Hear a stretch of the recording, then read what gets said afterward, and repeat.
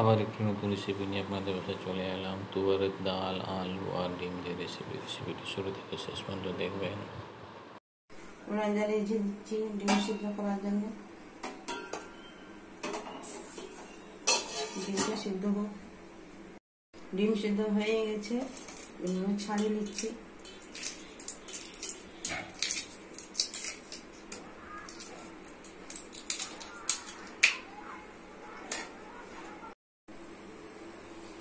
গরম হয়ে গেছে তেল, দিচ্ছি একটু হলুদ গুঁড়ো, দিচ্ছি লবণ, ডিমগুলো লালচে দিচ্ছি।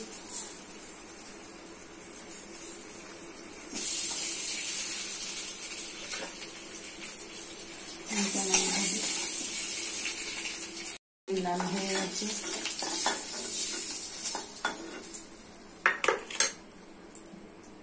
দিচ্ছি আলু লাল করার জন্য, দিচ্ছি সয়াবিন অয়েল,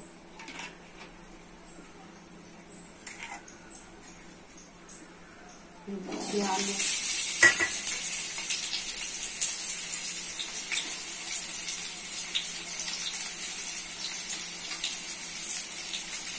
দিচ্ছি একটু হলুদ গুঁড়ো, লবণ।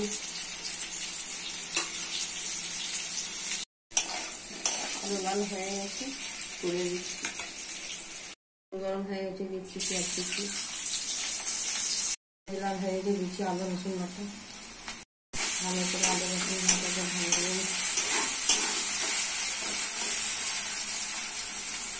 রসুন লাল হয়ে গেছে, দিচ্ছি মশলা। হলুদ গুঁড়ো 1 চামচ, লঙ্কা গুঁড়ো 1 চামচ, জিরা গুঁড়ো 1 চামচ, ধনে গুঁড়ো 1 চামচ, লবণ 1 চামচ। মশলা ভালো করে কষে নিতে হবে।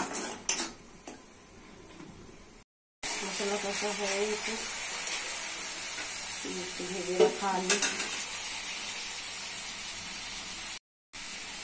মশলার সাথে ভালো করে আলুকে কষে নিতে হবে।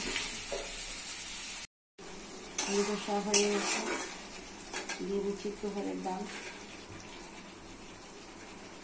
ডাল দিয়ে আলু দিয়ে ভালো করে কষে নিতে হবে।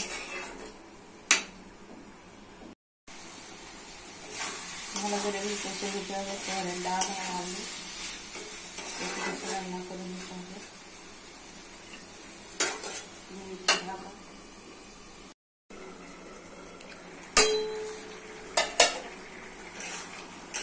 আলু সিদ্ধ হয়ে গেছে, দিচ্ছি জল,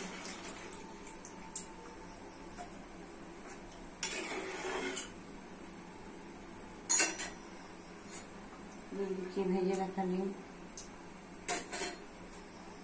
দিচ্ছি গরম মশলা,